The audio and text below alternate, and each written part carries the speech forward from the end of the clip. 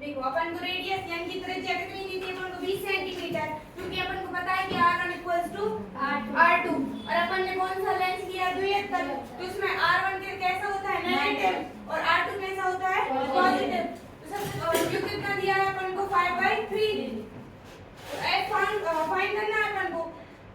तो फार्मूला क्या होता है अपना 1/f = μ - 1 1/r1 - 1/r2 1/f find करना है। तो म्यू कितना दिया अपन को 5/3 -1 r1 कैसा है नेगेटिव, तो 1/-20 -1/20 1/f इसको सॉल्व किया तो 3 एकम 3 5 में से 3 में 2 2/3। फिर यहाँ पे एलसीएम सेम मतलब हाँ ठीक है वो सेम ही है, तो इधर -1 और -1 -2 ठीक है। इधर जैसे कि तैसा 1/f =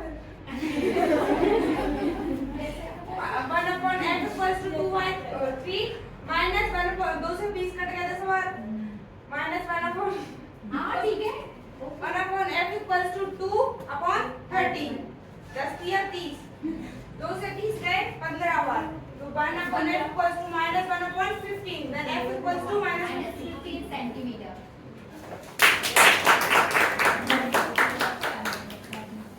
वेरी गुड। अब नेक्स्ट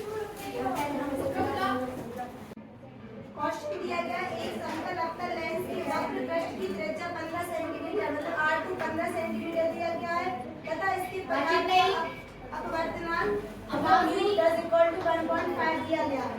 लेंस की फोकस दूरी मतलब f ज्ञात करना है। जब भी समतल अवतल लेंस बोला जाएगा तो f1 = इनफिनाइट हो जाएगा, तो फिर इसका फार्मूला रख देंगे। फार्मूले के बाद म्यू की वैल्यू क्या है 1.5 - 1 जब और यहाँ पे r1 - r1 क्या था इनफिनाइट और r2 क्या था 50। उसके बाद ये माइनस का और ये नेगेटिव में था तो ये माइनस का हो जाएगा 1/f = 1.5 - 1 क्या हो जाएगा 0.5 या 1.2 भी लिख सकते हैं। और यहाँ पे ये इनफिनाइट का 0 होता है और ये माइनस माइनस प्लस हो जाएगा 1.50 और 1/f = 0.5 into the पॉइंट से पॉइंट हटेगा तो यहाँ 0 लग जाएगा, जब इसको काटेंगे तो 1.5 आ जाएगा मतलब f = 5। बोल में आ गया सभी को? मैं जाऊँ समतल उत्तल समतल दर्पण समतल लेंस की फोकस दूरी अनंत होती है।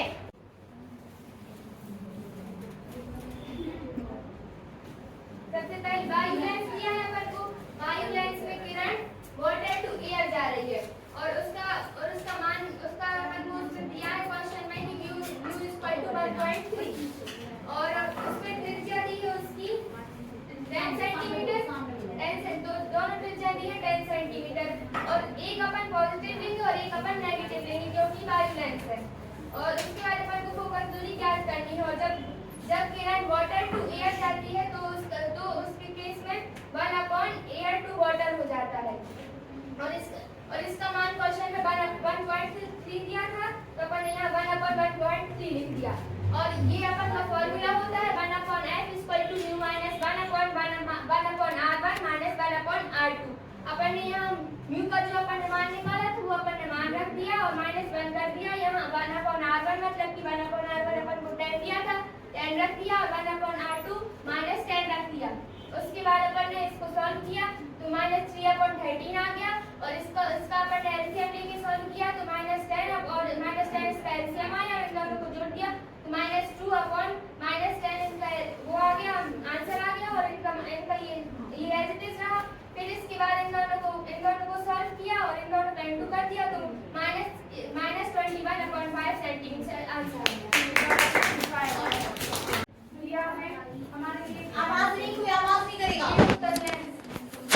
r1 = 20 सेंटीमीटर धनात्मक होता है, r2 = 30 सेंटीमीटर ऋणात्मक होता है। air to glass 1.65 air to lens = 1.1 क्योंकि द्रव के सापेक्ष का अपवर्तनांक air to glass air to glass upon air to lens = 1.65/1.1 सूत्र में मान रखने पर 1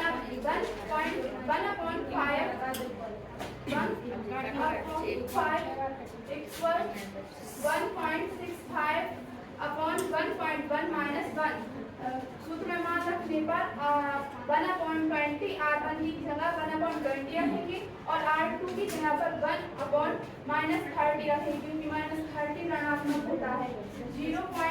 इसको एलसीएम लेकर सॉल्व करने पर 0.55 आएगा और फिर से 1.1 × 1/20 करने पर f बराबर 2.4 सेंटीमीटर आएगा।